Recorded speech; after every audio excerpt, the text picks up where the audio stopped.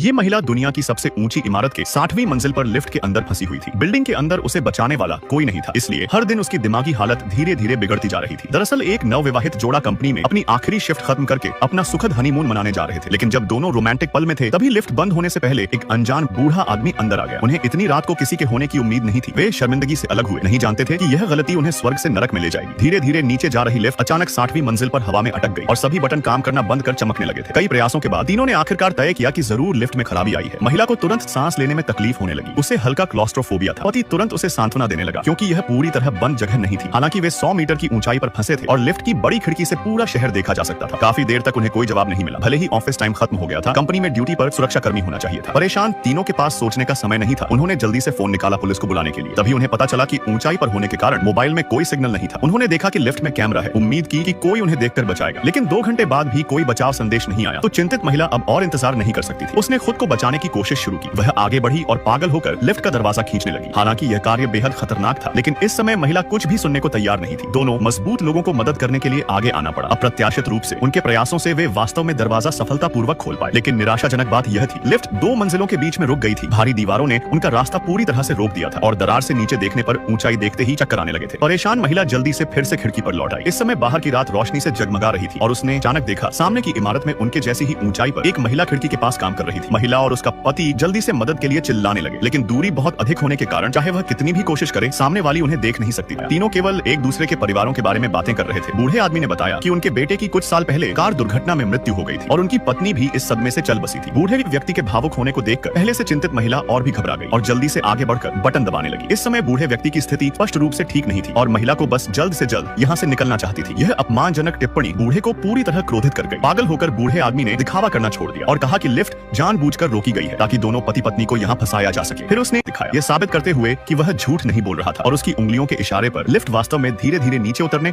और रुकने लगी थी। फिर तुरंत उसने जेब से चाकू निकाला। पता चला बूढ़ा आदमी ऐसा इसलिए कर रहा था क्योंकि उसने जांच में पाया था कि इन दोनों ने ही उसके बेटे को मारा, जिस कारण तीनों में लड़ाई शुरू हो जाती है और आखिर में महिला ने अपनी सैंडल से बूढ़े का सर फोड़कर उसे मौके पर ही निपटा दिया था। लेकिन दुर्भाग्यशाली दोनों अभी भी वहां से नहीं भाग सके क्योंकि लड़ाई में बूढ़े का फोन टूट गया था। फिर कुछ देर बाद अचानक वेंट से भारी मात्रा में गर्म हवा आने लगी, जिससे दोनों को इस लोहे के ताबूत में जिंदा दफनाने की कोशिश की गई। उन्होंने जल्दी से बैग से कपड़े निकाले और मोजे से हाथों को जलने से बचाया। वेंट को रोकने के लिए सीढ़ी पर चढ़े और गर्म हवा के प्रवाह को रोक दिया, लेकिन कुछ दरारों से हवा आती रही जो स्थिति को केवल थोड़ा बेहतर बना सकता था। इस उमस भरे माहौल में पानी की एक बोतल जल्दी से खत्म हो गई। तभी लिफ्ट में एक कंपन शोर हुआ। दोनों ने जल्दी से आगे बढ़कर मदद के लिए चिल्लाया, लेकिन कुछ देर बाद लिफ्ट वास्तव में ऊपर चलने लगी और जल्द ही दोनों ने फिर से सुबह का सूरज देखा। वे सोच रहे थे कि अब उन्हें बाहर जाने दिया जाएगा, लेकिन अगले ही पल लिफ्ट बिना किसी रुकावट के नीचे गिरने लगी। दोनों जल्दी से जमीन पर झुक गए। दरअसल दूसरा पक्ष बस उन्हें परेशान करना चाहता था। जमीन पर गिरने से ठीक पहले लिफ्ट रोक दी गई, लेकिन